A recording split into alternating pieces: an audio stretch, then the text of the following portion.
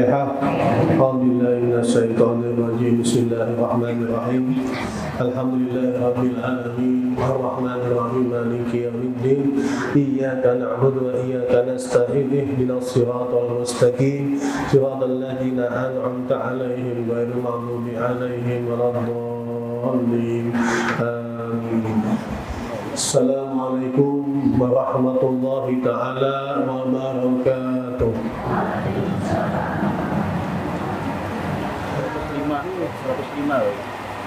105 yang Arab Melayu 105.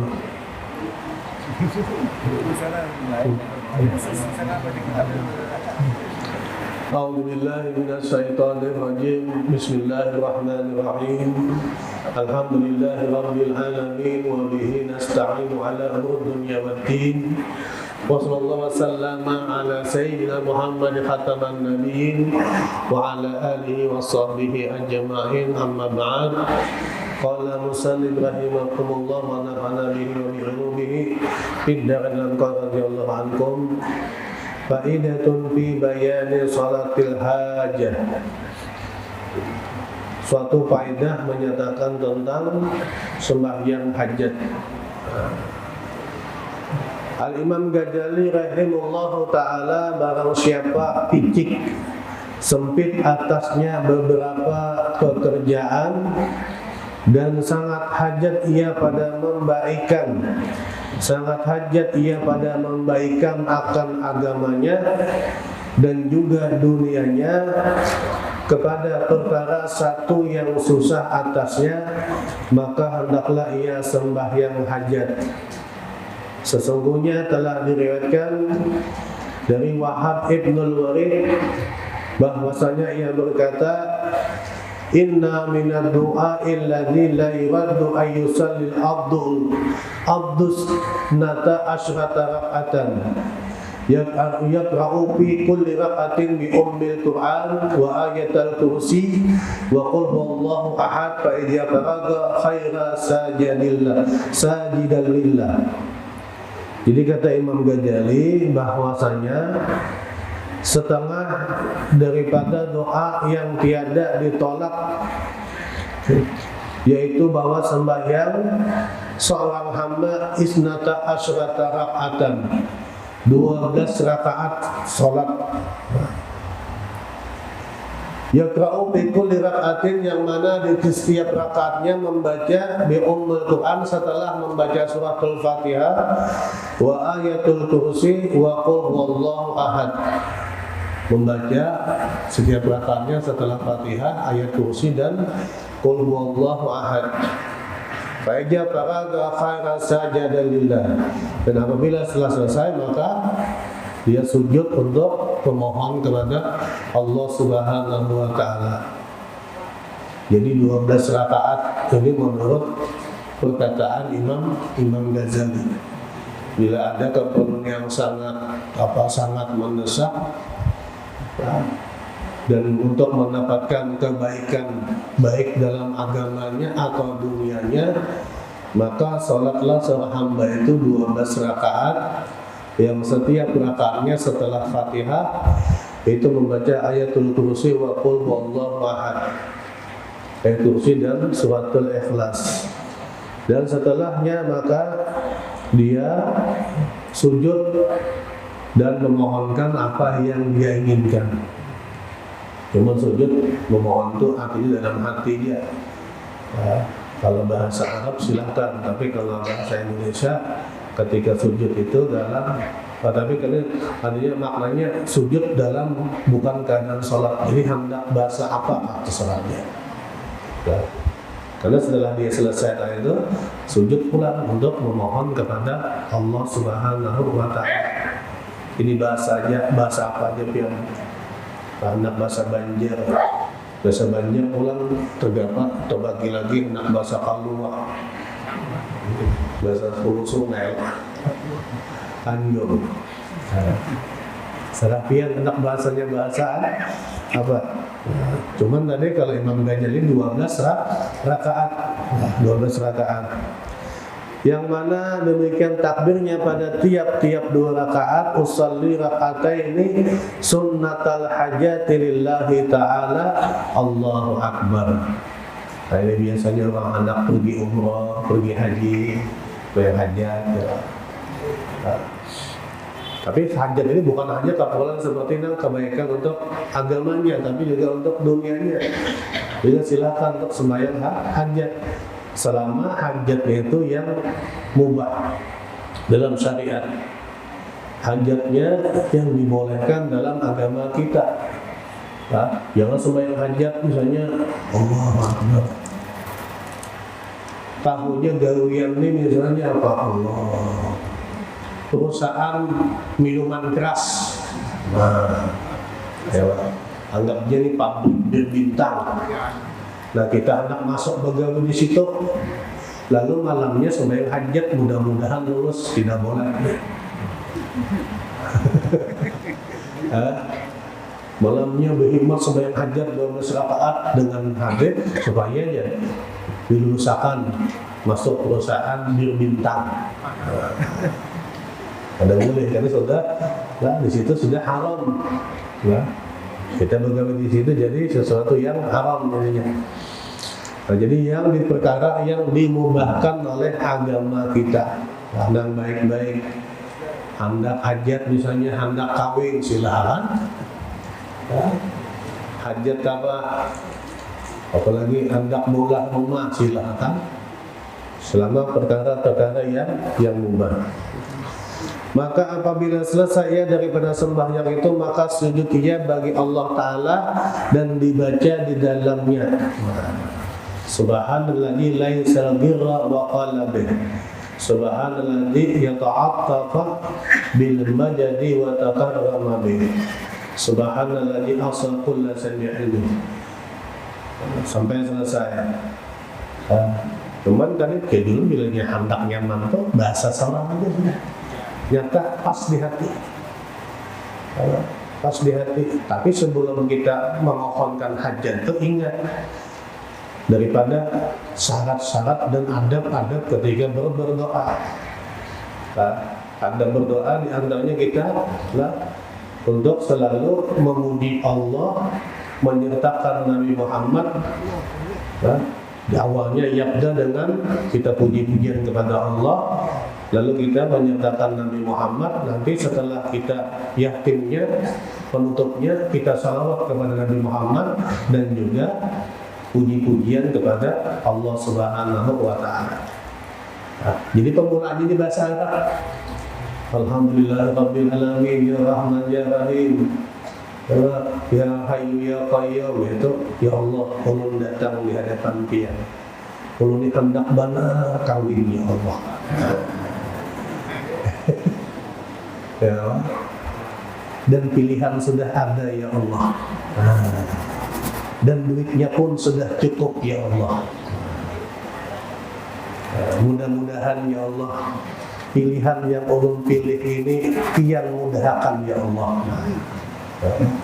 Hanya tutup wasallallahu ala sayyidina Muhammadin wa ala alihi wasallam walhamdulillahi rabbil alamin. Atau hendak berusaha, usaha apa? Bayar hajat.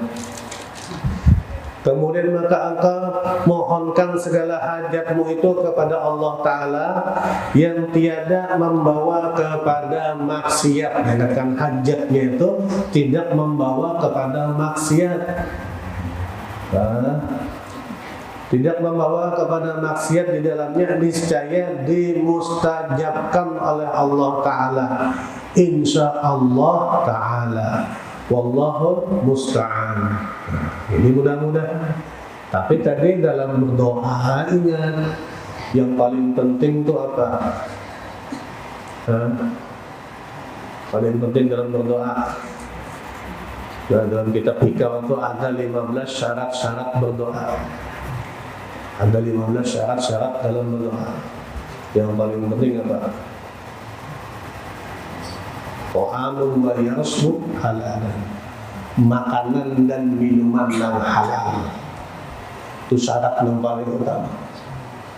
makanan dan minuman nang halal nang masuk ke dalam tubuh kita nih. Makanan dan minuman nang halal. Bila makanan yang tidak halal, minuman yang tidak halal, maka doa kita ditolak oleh Allah Subhanahu wa Ta'ala. Ditolak. Kayak apa aja yang biar nama nangis di hadapan Allah Ta'ala, amun di dalamnya haram sendirian, ditolak oleh Allah. Nah, jadi itu bisa introspeksi diri kita, kenapa selama ini doa kita tuh lambat benar dikabulkan oleh Allah. Mungkin makanan dan minuman yang ada yang kada halal masuk di dalam tubuh kita. Kemungkinan. Tapi ujar Imam Athaillah, orang nang sabar pulang, orang nang sabar ketika doanya belum dikabulkan. Ini bukan hanya itu, jadi hadis dari Nabi kita Muhammad SAW. Orang yang sabar lah ketika doanya belum dikabulkan oleh Allah Subhanahu wa Ta'ala, maka selama doanya itu belum diijabah oleh Allah, maka dihitung sebagai ibadah. 2 tahun belum kabul, dihitung 2 tahun sebagai ibadah. 10 tahun tidak kabul, maka dihitung oleh Allah sebagai ibadah selama 10 tahun. Jadi tidak ada ruginya doa ini. Cuman tadi harus sabar. Kada boleh kesal, kada boleh gerunung. 5 tahun dah mengamalkan, ya kada kabul lagi dia.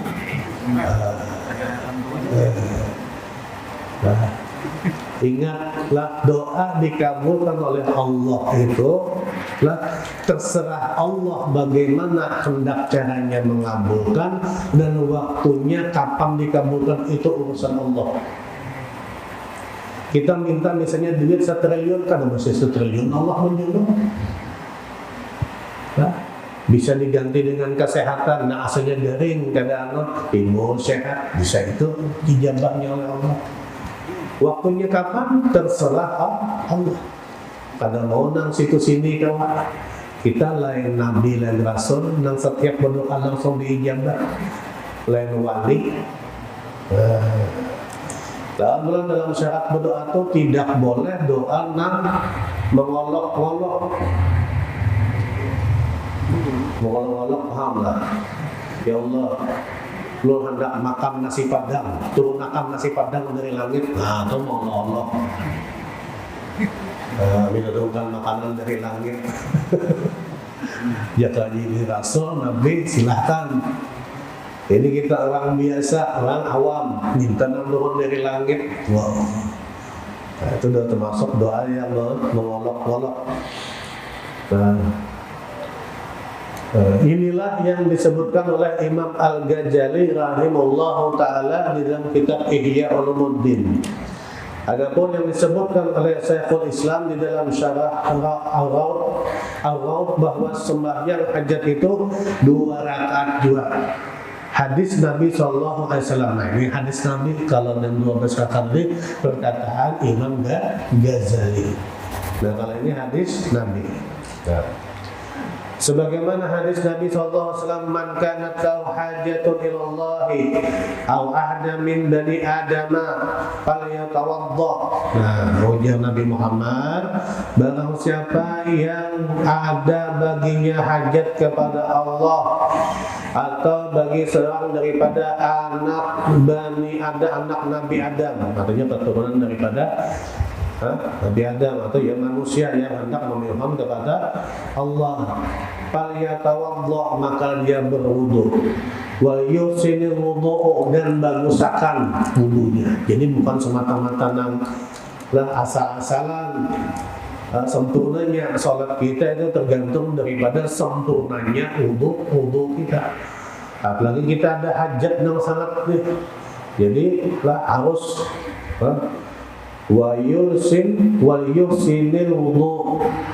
Lalu ia membaguskan wudunya, summa yusalli raka'ataini. Setelah itu ia sembahyang 2 rakaat. Nah, sembahyang 2 rakaat, sembahyang 2 rakaat itu summal yusni Allahi ta'ala. Imbah itu apa? Memuji kepada Allah. Memuji itu nggak hanya memuji, ya kayak kita memuji Allahu ya Rahmanu ya Rahimu. Nah, dipuji ya Allah tuh. Nah, kayak orang penyanyi juga tuh. Ya Allah, duhai cantiknya. Puji Allah kan kita kepada Allah. Pujian kita tuh harus nih hati yang dulu. Ya Allah, ya Rahman, ya Rahim, ya Ghafur. Sebaik-baik pujian ambil yang di dalam Asmaul Husna, itu sebaik-baik pujian kepada Allah Subhanahu wa Ta'ala. La ilaha illallah, memuji kepada Allah, wa yusalli ala Nabi sallallahu alaihi wasallam. Lalu kita bersalawat kepada Nabi kita Muhammad sallallahu alaihi wasallam. Nah, bersalawat, maka ini lah pujian kepada Allah. Lalu salawat ini kata-kata tinggal bersanding terus sebagaimana kalimat tasyahud. Asyhadu an la ilaha illallah wa asyhadu anna Muhammadar Rasulullah, selalu berdampingan. La ilaha illallah Muhammadur Rasulullah. Nah, sama berdoa, kadang pulang Allah meninggalkan kekasihnya, umat akan pulang kekasihnya. Summal yaqul, lalu berkata kepada Allah berdoa, la ilaha illallahul halimul karim, subhana rabbil arsyil azim, alhamdulillahi rabbil alamin, as'aluka mujibati rahmatika wa ajaima maghfiratika wal ghanimata min kulli birri wassalama min kulli ismin, la tada'li dhanban illa ghafartah wa la hamma illa faraztah wa la haja illa hiya la faridha illa qadaitaha ya arhamar rahimin. Nah, ini yang disebutkan dalam kitab hadis. Nah, jadi baca amun yang kana bisa tapi sudah bahasa sholat. Nah, bahasa sholat cuman tadi dikatakan urutannya lah puji-pujian kepada Allah, salawat hanya penang kita hendak. Nah, minta kepada Allah Subhanahu wa Ta'ala lah. Namanya meminta kayak apa? Adab-adabnya orang meminta. Nah, adab pokoknya semuanya tergantung adab, makanya tasawuf itu adab, akhlak. Kayak apa kita dengan Allah Subhanahu wa Ta'ala. Menjulur sembahyang, ya enggak? Sembahyang Jumat betapihan aja, pusat tertutup, hintuh tertutup, sah ada. Dalam fikih sah, tapi dalam tasawuf panggilannya aja. Enggak sembahyang betapihan juga baju anda, ya? Panggilannya aja. Adabnya ada adab Allah, sembahyang kada berbaju.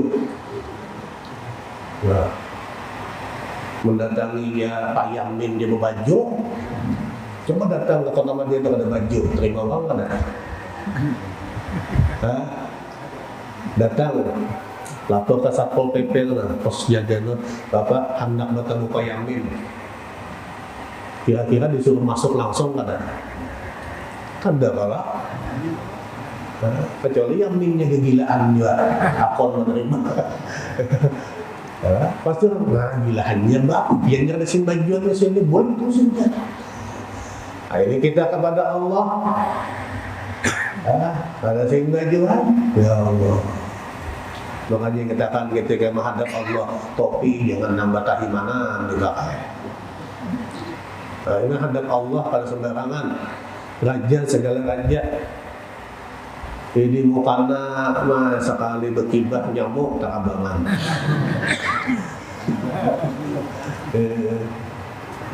Kita ini menghadap Allah. Pokoknya bila menghadap Allah nang paling bagus baju itu nang paling abdul. Apa nang kita nang diisi nang paling bagus itu nang paling abdul. Ini kada harap baju ke pengantin daripada menghadap Allah.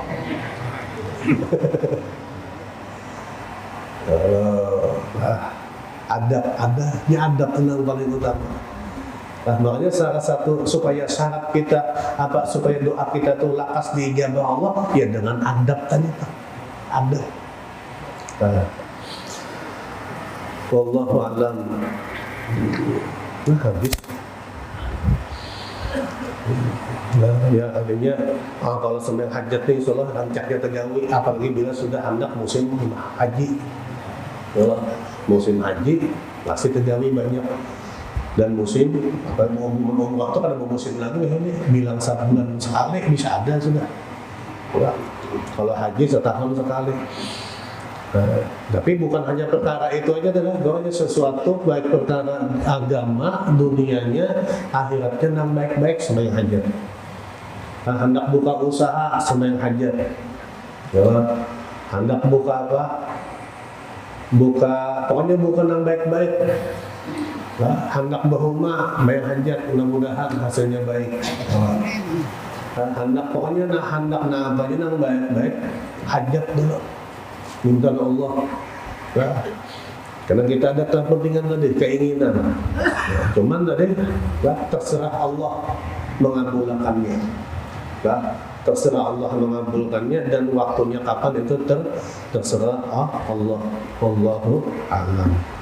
Dapat dihitung dan riwayat hidupnya tidak dapat diberi bingkai. Apalah hendak dikata untuk orang yang selalu disanjung oleh pemimpin dari keturunan Adnan yaitu baginda Nabi kita Muhammad SAW, dan beliau begitu berat dalam setiap kesempatan menceritakan di hadapan para sahabat, serta beliau selalu meninggikan pribadinya di atas istri-istrinya yang lain. Di setiap waktu seraya dengan sungguh-sungguh menceritakan keutamaan-keutamaan yang tampak. Baginda Nabi Muhammad SAW mengungkapkan rasa syukurnya untuk Sayyidah Khadijah atas keteguhan iman dan keyakinannya.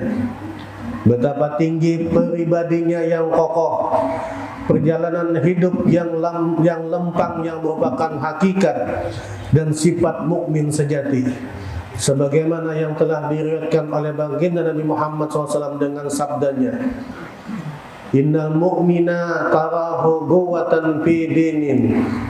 Ujar Nabi apa? Seseorang mukmin yang beriman kepada Allah itu bisa dilihat di dalam quwwatan fi dinin, daripada kokohnya, ya, kuatnya fidinin di dalam agamanya, kuat dalam melaksanakan perintah agama, dan juga wahasman pilin, dan juga tegas lagi lembut. Jadi bukan nang tegas keras kada, tegas tapi juga ada kelembutan. Tegas ketika dalam hukum-hukum Allah, lembut ketika di dalam menasehati. Wa imanan fi yakinin, dan mempunyai iman yang sangat kuat. Nah, kalau sudah iman sangat kuat artinya cobaannya pun juga sangat kuat. Karena ujian daripada Allah itu tergantung daripada ketakwaan kita kepada Allah. Semakin kita taat, maka ujiannya pun semakin berat. Wa hirsan fi ilmin wa ilman, dan juga haus di dalam ilmu pengetahuan. Fi ilmin wa safaqatan fi mahabbatin, dan juga mempunyai kelembutan juga dan juga bijaksana fi mahabbatin, dan juga mempunyai rasa cinta kepada sesama. Wa biran fi istiqamatin, yang selalu berbuat kebaikan atau istiqamah di dalam kebaikan. Dan juga wagas dan pilginan, dan juga berlaku atau hidup dengan cara sederhana. Nah, kayak bang kita tahu Sayyidah Khadijah itu sugihnya kayak apa? Kada berpoya-poya sendiri. Nah, ibaratnya dulu tuh onta tuh macam-macam. Ada onta nang kelas bangsawan, ada onta nang biasa, kada berganti-ganti sini. Onta-ontanya itu Pak, kalau Wahid ini ibaratnya ada Alphard, ya apalagi ada Pak Jero, Bu Jero ada lagi lah, Pak Jero ada, ganti-ganti kan, ada sih biasa teman. Jadi walaupun mampu sih untuk seperti itu, tapi hidup dalam kesederhanaan. Dan juga wada jammilan fi faqah, dan yang selalu berhias diri walaupun dalam kesusahan. Berhias diri itu saking suami kadang berhias diri kalau rumah kadang sini walaupun dalam hidup susah tetap penampilan sini yang utama untuk menyenangkan suami. Nah, makanya Nabi Muhammad itu bila boleh dari dakwah bertamu lawan Sayyidah Khadijah hilang rasa penat capek kan Nabi ini selalu berhias. Ini karena sudah miskin tulisan kayak palaki betah di rumah. Bakal pengantin habis-habisan. Alis kanin kayak burung alang tuh nah. Bulu mata Syahrin nih dipakai. Timbah di rumah. Wa tajammulan fi faqah wa taharrujan fi tama. Nah, imbah itu sindini lah menghilangkan rasa tomak. Lah menghilangkan jauh-jauh daripada rasa tomak. Tomak itu apa? Rakus. Lah Mursidin kadang rakus lagi lah hilang sudah. Buktinya apa? Seluruh harta yang beliau punya diserahkan kepada Nabi Muhammad SAW untuk dakwahnya Nabi kita Muhammad SAW. Jadi itu wagasban fi halalin. Nah, itu pekerjaan yang halal maka mulai bahari sebelum Islam. Rasanya sebelum berislam waktu zaman jahiliyah Sayyidah Khadijah ini sudah menerapkan lah yang namanya lemah lembut adil lah kepada bawahan-bawahannya, kepada pembantu-pembantunya. Makanya orang ngompat bagawi lawan sini kada pernah berhenti, kada mampir karena kenyamanan. Nah, resepnya itu Pak. Lalu akhirnya Pak uang begawi itu bujur-bujur. Kada hendak menipu, kenapa? Segala fasilitas dinamakan. Lah apalagi yang namanya gaji itu kada mau 2 bulan, 3 bulan tertunggak. Hari ini gajian, hari itu. Nah, padahal ini belum datang lagi agama Islam, tapi Sidin sudah memperdalami di dalam kitab-kitab yang dahulu. Bagaimana cara memperlakukan sesama manusia sehingga pelajari sudah. Makanya menjadi pedagang sukses itu kenapa? Nah itu luar biasanya sudah menerapkan. Itu wanasatan fi hudyah, dan beliau berusaha bersungguh-sungguh dalam mencari petunjuk dari Allah Subhanahu wa taala. Wa nahyan an sahwatin, dan juga menahan hawa nafsu itu paling penting. Kita ini kadang-kadang kada tahu menahan hawa nafsu. Ya, tenang kadang-kadang apalagi bila sudah mengikuti duit, macam-macam tuh kehendak hawa nafsunya. Apalagi semalam ya kalau 8 bulan 8 tangga cantik mau main Shopee tahu tak? Promonya, kada ingat lagi nah. Ya ibu-ibu lah, ibu-ibu berduit banyak ke pasar macam-macam kehendak pak. Hilang nang catatan di rumah tadi tuh. Melihat ini hendak, lihat itu hendak, duit ada. Nah, kawalah kita wa nahyan an syahwatin, menahan hawa nafsu. Nah, apalagi nang kada baik jangan. Nah, kita sudah tahu bagaimana buruknya ghibah, jangan lagi sudah. Nah, kita lapa-lapa hari ini duduk di majelis ini sampai 2 jam, 3 jam, ya sampai di rumah, dia Habib Salahuddin tadi dia ini. Nah, ya Allah, jangan lagi sudah tahan hawa nafsunya. Nah, ganti lawan salawat. ganti lawan istighfar, ganti lawan apa? Qasidah, ganti lawan burdah, ganti lawan maulid, apa itu aja sudah. Jadi bilang tadi kurang itulah sesuai apa yang diamalkan. Apa diamalkan?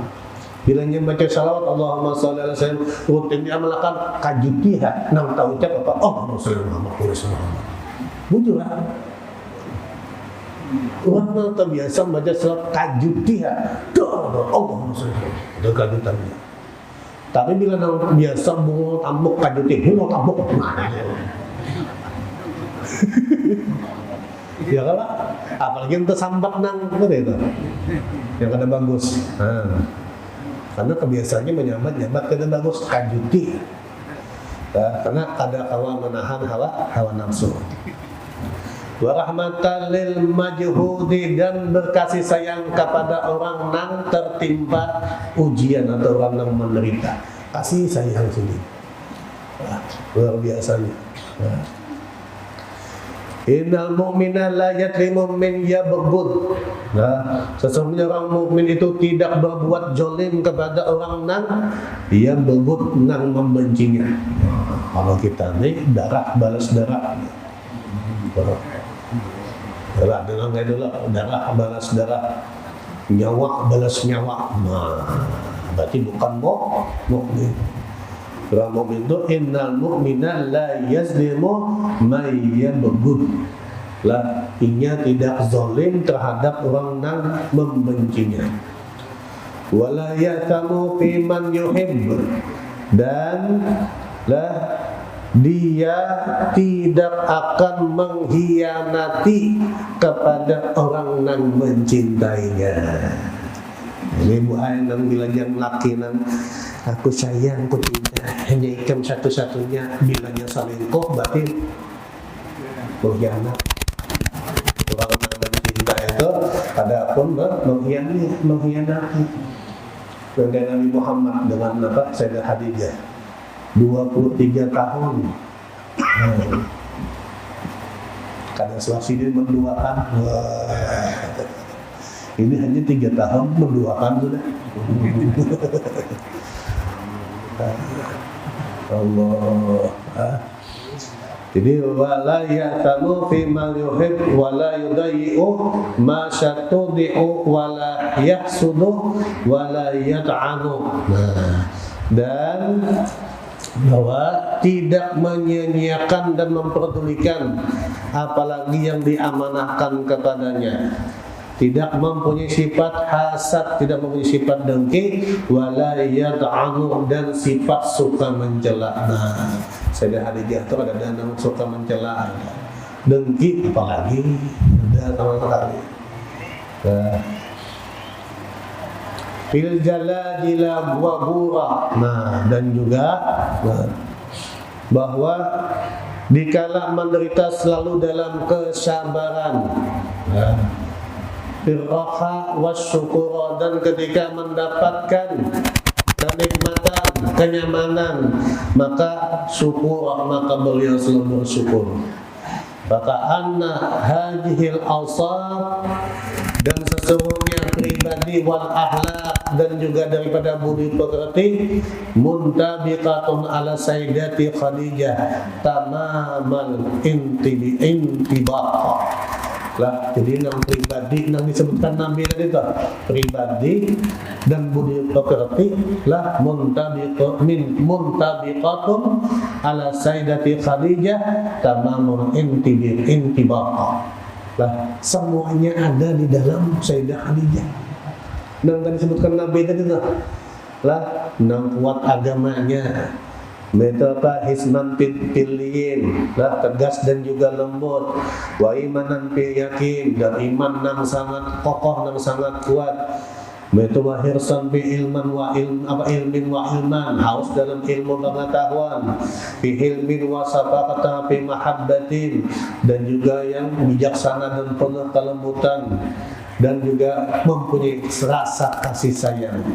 Wabiran istiqamatin, dan yang selalu terus menerus dalam berbuat kebaikan.